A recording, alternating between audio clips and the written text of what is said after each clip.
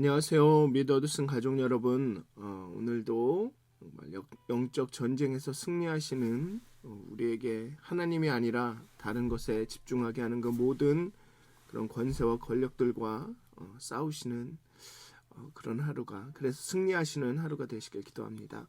우리 사도신경하심으로 5월 4일 목요일 새벽 예배를 시작하도록 하겠습니다. 전능하사 천지를 만드신 하나님 아버지를 내가 믿사오며 그 외아들 우리 주 예수 그리스도를 믿사오니 이는 성령으로 잉태하사 동정녀 마리아에게 나시고 본디오 빌라도에게 고난을 받으사 십자가에 못 박혀 죽으시고 장사한 지 사흘 만에 죽은 자 가운데서 다시 살아나시며 하늘에 오르사 전능하신 하나님 우편에 앉아 계시다가 저희로서 산 자와 죽은 자를 심판하러 오시리라. 성령을 믿사오며 거룩한 공회와 성도가 서로 교통하는 것과 죄를 사하여 주시는 것과 몸이 다시 사는 것과 영원히 사는 것을 믿사옵나이다. 아멘. 찬송가 351장 함께 찬양하시겠습니다. 믿는 사람들은 주의 군사니 함께 찬양하시겠습니다. 찬송가 351장입니다.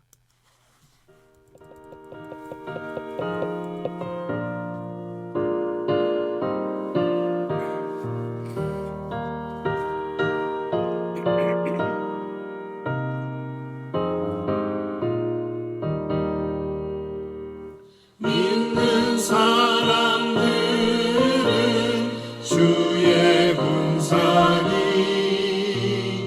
앞서가신 주를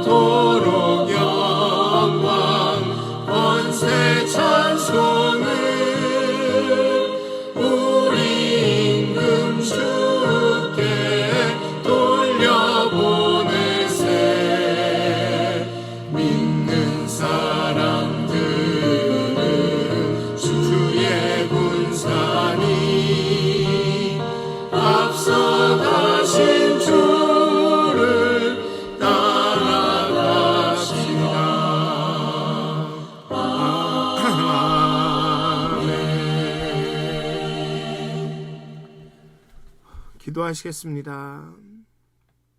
하나님, 우리들을 군사라고 말씀하시고 정말 군사들에게는 충성밖에 요구할 것이 없다라고 말씀하십니다.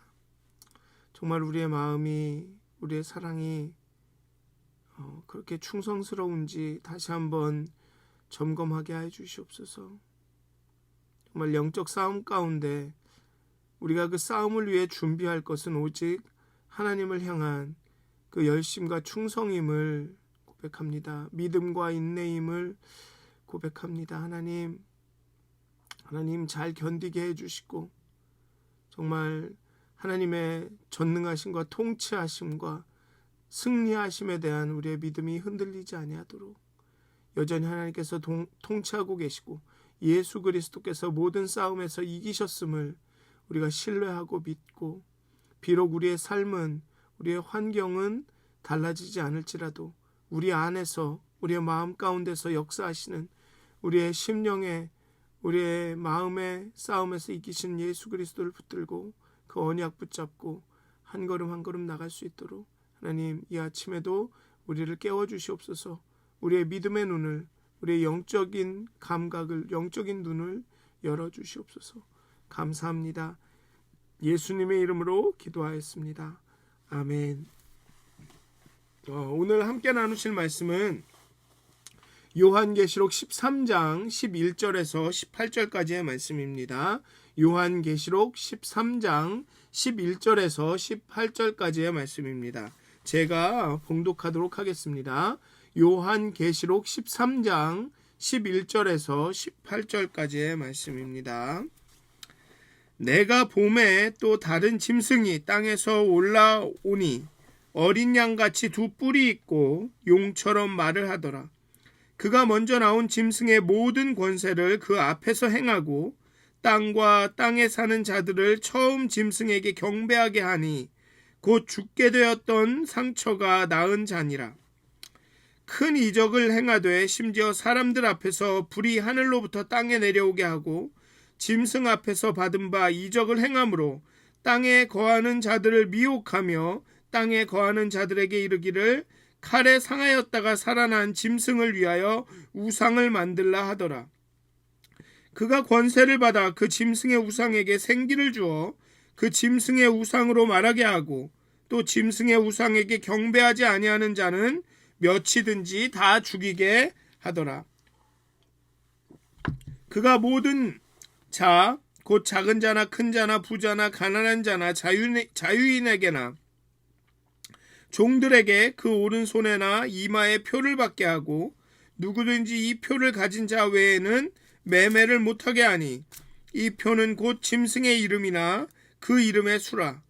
지혜가 여기 있으니 총명한 자는 그 짐승의 수를 세어보라. 그것은 사람의 수니 그 수는 666이니라. 아멘. 바다에 올라온 짐승에 이어서 용의 두 번째 하수인은 땅에서 올라온 짐승입니다. 바다에서 올라온 짐승은 우리에게 하나님의 통치와 하나님의 영향력과 하나님의 그런 어떤 다스리심이 아닌 다른 것에 영향을 받게 되는 모든 권세들, 모든 사상들, 요즘으로 말하면 문화일 것 같습니다. 우리에게 가장 영향을 미치고 우리가 알지 못하는 사이에 하나님의 그 다스리심과 임재를 의식하지 못하게 하는, 오히려 하나님보다는 더 우리에게 큰 영향력을 줄 수 있는 존재가 무엇이냐. 이 요한계시록 당시에는 국가였겠죠. 로마 제국의 어쩜 그때도 마찬가지네요. 그레코 로만의 그 문화들.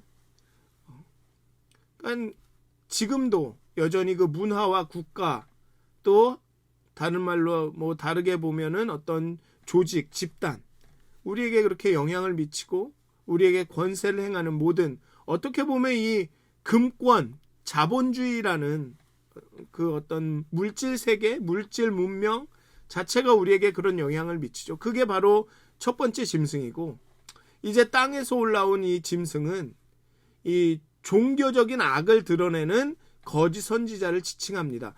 무슨 말이냐 하면 그러한 우리에게 권세를 행하는 그런 존재들, 문화를 신적인 영역으로 끌어올리는 거죠. 그들을 신격화시키는 것입니다. 마치 그것을 경배하고 그것을 뭐라 그러죠? 이렇게 거기에 복종하게 하고 신처럼 섬기게 만드는,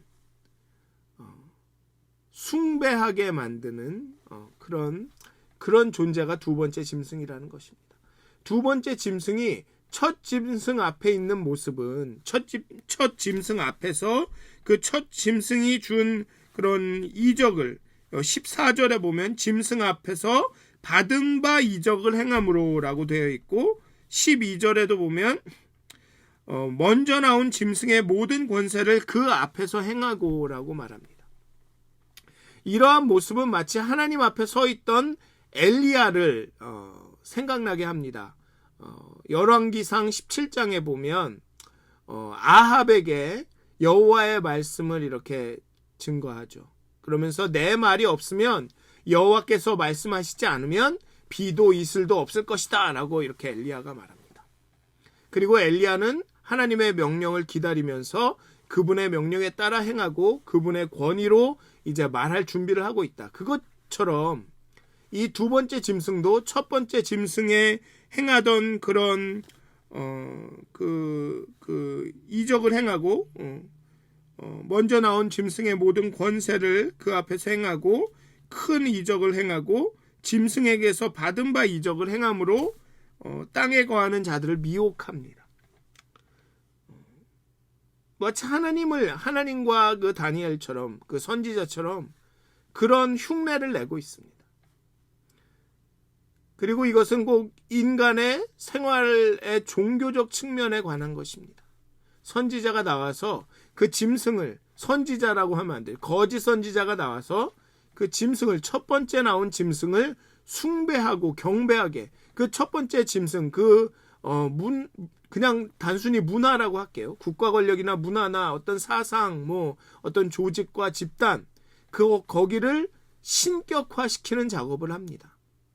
선지자의 역할을 하면서, 거짓 선지자죠. 거기를 경배하게 하고 우상을 만들게 합니다. 우상 숭배.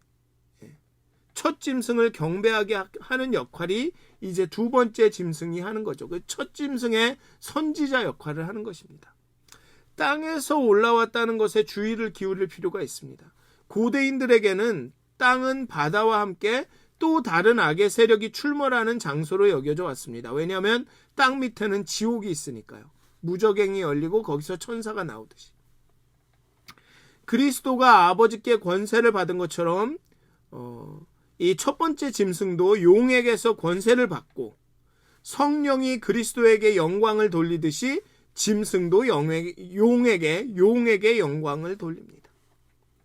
그러니까 이 용은 하나님 흉내를 내는 것입니다. 지금 마치 삼위일체처럼 용에서 첫 번째 짐승이 나오고 이제 두 번째 짐승이 나와서 그런 선지자의 성령의 역할을 하고,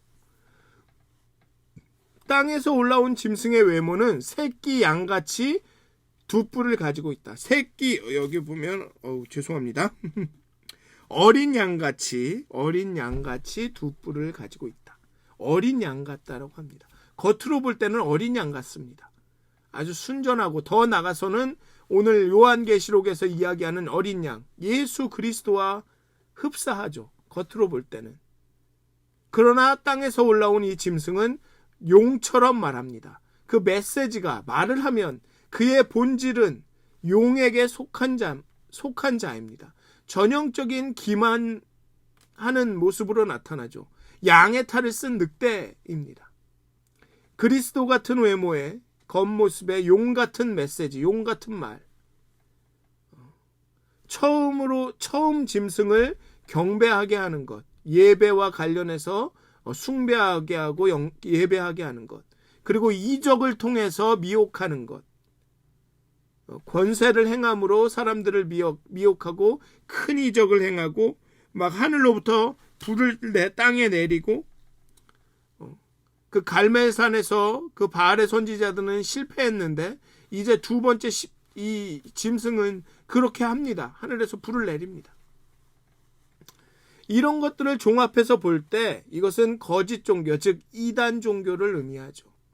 근데 단순히 그게 뭐 신천지나 JMS 같은 이단 종교도 종교지만 지금은 잘 보면 정치든 과학이든 모든 분야에 보면 어떤 사상이나 어떤 뭐라 그럴까요? 이렇게 입장이나 뭐 이런 것들이 거의 신격화의 수준에 가 있습니다. 거의 뭐 맹목적으로 복종을 하죠. 뭐 미국도 그렇고 한국도 그렇고 여론조사를 하면 어떤 당이나 어떤 그 세력에 대한 지지가 그들이 잘하던 못하던 계속 존재하는 그 퍼센테이지가 있습니다. 거의 신처럼 종교죠, 종교. 종교처럼 떠받드는 것입니다. 그러니까 여기에 두 번째 짐승은 그러한 거짓 종교, 이단뿐만 아닌 우리가 맹목적으로 정말 이건 절대적으로 옳다, 내가 믿고 내가 따르는 이 생각은, 이 사상은 절대적으로 옳다라고 가는 그 경향, 언제부터인지 모르지만 완전히 양극화가 됩니다. 중간 지점이 없죠. 와서 중간에서 이야기하고 대화하고 어떤 정반 합을 모색해가는 그 중간에 이런 작업이 없습니다.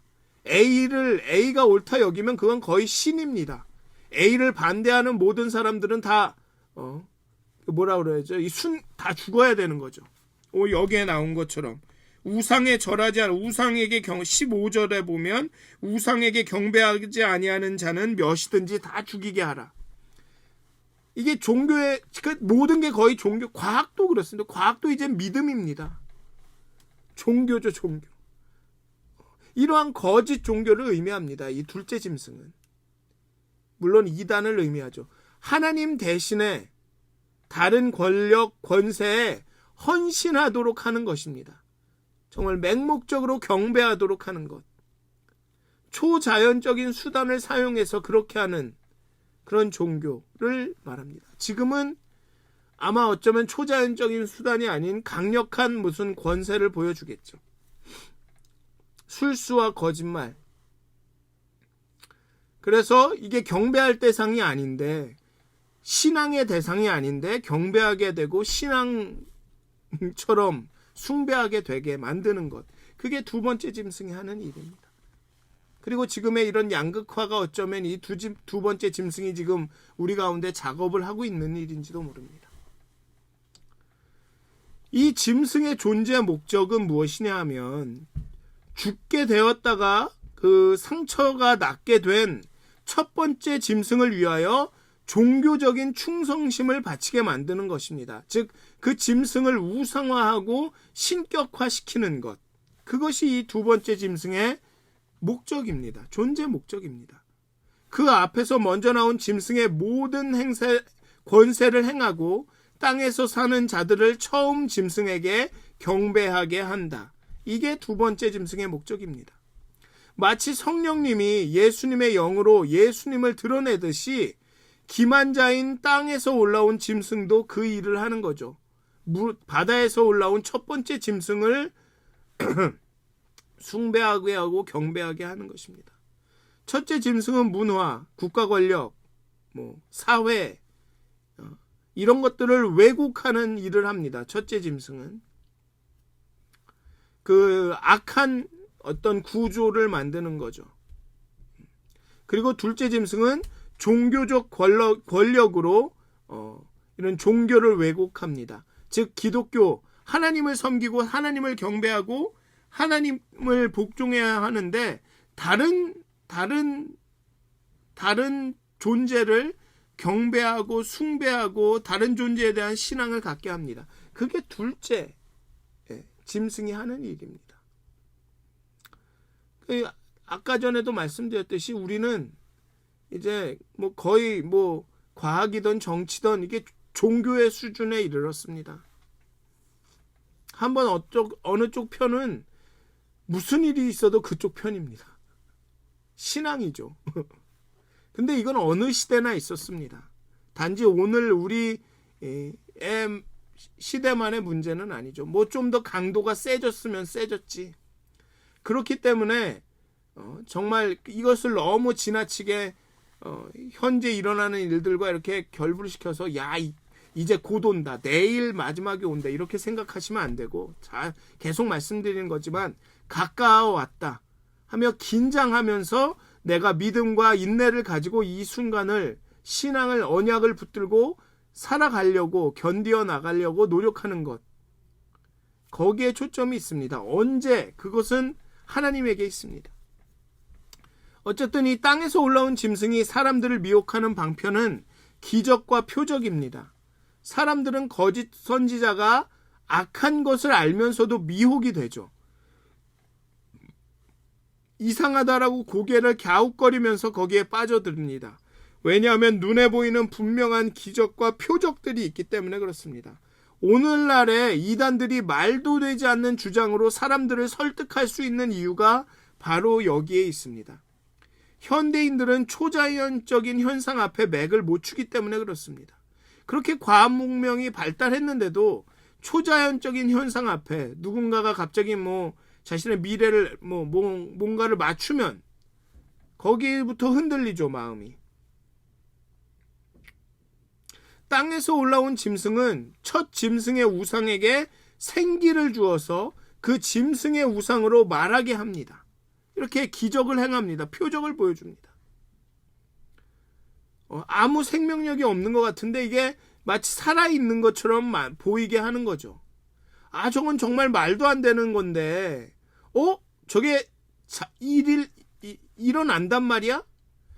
그렇게 될 리가 없는데 그렇게 될 것 같이 앞으로 그런 일이 일어날 것처럼 싹 보입니다. 그러니 거기에 미혹이 되죠. 우와, 저렇게 되겠구나. 야, 이거 잘못되겠구나. 그러니까 목숨을 걸고서라도 이것을 지켜야 된다. 이렇게 신앙의 수준으로 이끌어 나가는 겁니다. 근데 우리가 숭배해야 될 것은 우리의 상황도 아니고 우리의 이쪽으로 진행되고 있는 세태의 흐름도 아니라 우리가 경배하고 숭배하고 신뢰해야 할 것은 하나님밖에 없습니다. 그런데 이 둘째 짐승은 자꾸만 트렌드를 믿게 하고 상황을 믿게 하고 그 흐름, 그쪽 방향으로 가는 걸 믿게 하고 그렇게 만드는 겁니다. 문화를 숭배하게 만드는 거죠.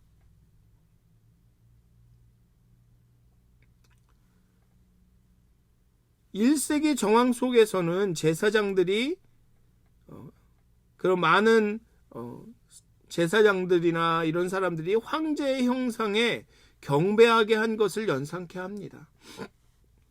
그 우상 숭배가 아니야 이렇게 꼬시면서. 그리고 거짓 선지자는 우상 숭배를 거절하는 모든 사람을 죽입니다. 아까 말씀드린 대로. 그런데 계속 말씀드리지만 둘째 짐승의 정체를 단순히 종교라고만 보면 너무 좁은 개념입니다. 그냥 요즘 나오는 이단들, 신천지, JMS 이런 걸로만 보면 너무 좁은 개념입니다. 하나님과 무관하게 조직된 모든 인간적 사회 구조에 생기를 불어넣는, 그것들을 신격화시키고 우상화시키는 모든 종교적, 철학적, 정치적 이데올로기가 다 포함될 수 있습니다. 신명기에 보면 이런 말씀이 나옵니다. 신명기 13장에 보면 너희 중에 선지자나 꿈꾸는 자가 일어나서 이적과 기사를 내게 보이고 그가 내게 말한 그 이적과 기사가 이루어지고 너희가 알지 못하던 다른 신들을 우리가 따라 섬기자라고 말할지라도 그 선지자나 꿈꾸는 자의 말을 청종하지 말라. 이는 너희의 하나님 여호와께서 너희의 마음을 다하고 뜻을 다하여 너희의 하나님 여호와를 사랑하는 여부를 알려하사 너희를 시험하심이니라. 그가 내게 말한 그 이적과 기사가 이루어지고 너희가 알지 못하던 다른 신들을 우리가 따라 섬기자라고 말한다 라는 겁니다. 기적과 이사를 보여주고 그 다음에 하나님이 아는 다른 신들을 따라 섬기자라고 말합니다. 그게 무엇이든 될 수 있습니다. 그게 국가와 나라가 될 수도 있고 어떤 자본주의 물질 문명이 될 수도 있고, 그게 어떤 다른 이단 종교가 될 수도 있고, 어쩌면 우리가 갖고 있는 신념이 될 수도 있습니다. 아니면 우리의 감정이 될 수도 있습니다. 하나님이 아닌 다른 신들을 따르고 섬기는 것, 그렇게 만드는 모든 것들이 둘 번째 짐승이 될 수 있습니다. 땅에서 올라온 이 거짓 선지자에 대한 응전 부분은 우리가 아주 흥미있게 여기는 666의 기사가 포함되어 있습니다. 그렇지만 이 666을 궁금하다고 이렇게 풀고 저렇게 풀고 여러분들 많이 들으셨을 겁니다. 그러기보다는, 그런 방식으로 해석하기보다는 666을 이 영적 전쟁을 독려하는, 우리가 긴장하고 걱정, 이렇게 대비하고 준비하고 있어야 된다라는 맥락에서 이해하시면 딱 적당할 것 같습니다. 그런 말들이 있습니다. 이 고대에는 숫자가, 우리가 지금 사용하고 있는 이 숫자가 없었기 때문에 알파벳을 숫자 대용으로 사용했다고 합니다. 그래서 알파벳에 그 알파벳 말고도 숫자가 이렇게 매치가 돼 있는 거죠. 그럼 A는 1, B는 2 이런 식으로. 그래서 이 666을 어떻게 풀려고 했냐 하면 그 네로 때는 네로의 이름을 가지고 그 네로의 스펠링이 있지 않습니까? 알파벳. 거기에 숫자를 대입해서 이걸 합쳐면 666이 된다.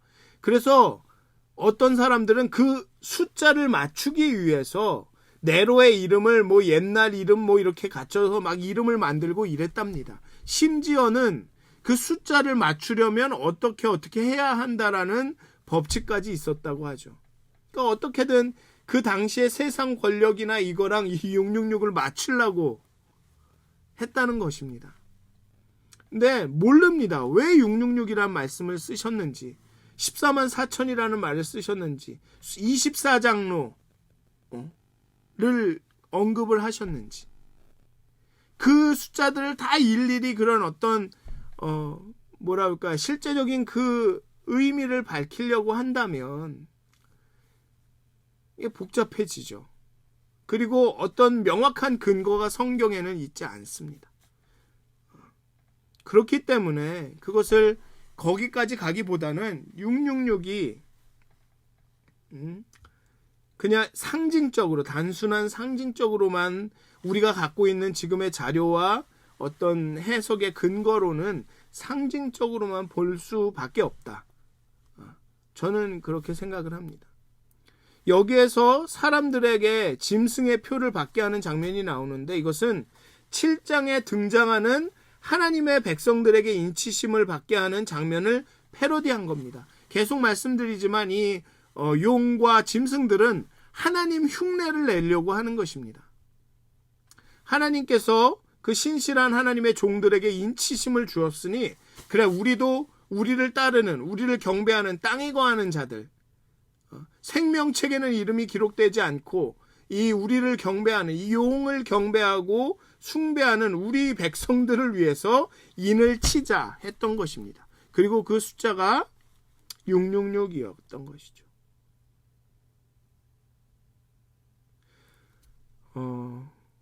앞에서도 말씀드린 대로 이 666이라는 것은 그저 짐승의 수입니다.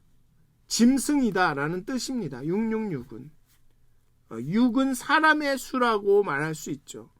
왜냐하면 그것은 언제나 하나님의 수인 7에 미치지 못하는 것입니다. 결국은 이런 뜻이죠. 짐승의 수 666은 7의 하나가 부족한 실패, 최종적인 실패가 될 것이라는 의미입니다. 물론 666에 대한 의미를 이렇게 저렇게 막 해석할 수 있습니다. 하지만 우리는 여기까지만 생각하겠습니다.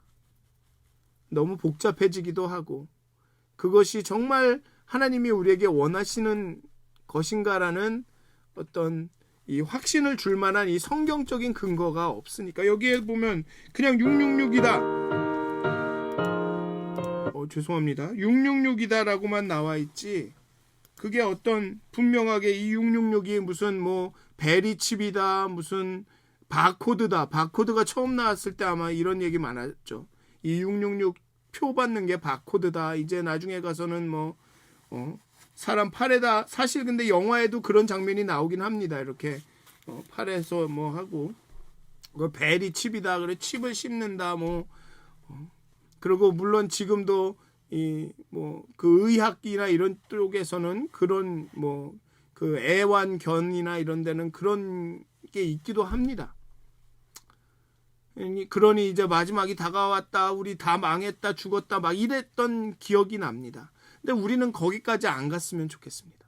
666은 짐승을 나타내는, 즉 짐승의 수하들을 생명책에 기록되지 않고 하나님을 신실하게 경배하지 않고 이 용과 짐승을 경배하는, 그래서 종국에는 어쩔 수 없이 하나님께서 회개의 기회를 주셨지만 7 재앙을 통해 계속 회개하라 하시지만 결국에 회개하지 않고 그 완악하여진 그 사람들에게 주는 인치심이 아니라 인침, 하나님의 인치심과 대비되는 인침이고, 그것은 짐승의 수고, 짐승임을 나타내는 수고, 그 수 666은 7에 하나가 부족한 실패, 결국은 최종적인 실패가 될 것임을 나타내는 의미다. 요한은 영적 분별을 가지고 이 수를 깨달아야 한다고 말합니다. 여기 보면 18절에 보면 지혜가 여기 있으니 총명한 자는 그 짐승의 수를 세어보아라. 그것은 사람의 수다. 이것을 뭐 그 666을 풀어야 된다라고까지 생각하지 마시고 그 뭐랄까요, 이 666은 실패의 숫자임을 알아야 된다. 잘 세봐. 6666 7이 아니잖아 라는 말인 것입니다. 그러니까 이 짐승들이 두렵게 하고 무섭게 해도 정말 짐승이 권세와 이적을 가지고 너희를 미혹하려고 해도 그 수를 세봐라. 이들이 짐승인지 아닌지 용인지 아닌지 분별하라라는 뜻입니다. 그러면은 뭐 666만 그 바코드가 666이다 그러면 바코드만 안 받으면 끝인 게 아니라는 것입니다.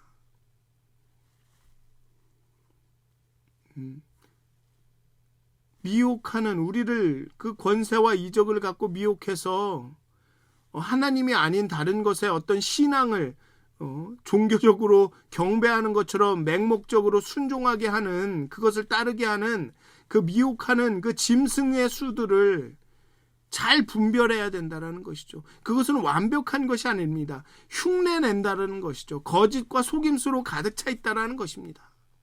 그러니까 그것을 분별해야 된다는 것이죠. 짐승은 666이라는 것입니다. 완전한 7이 아니다라는 것입니다. 비스무리한데 거기에는 한 끗 차이가 있다라는 것입니다.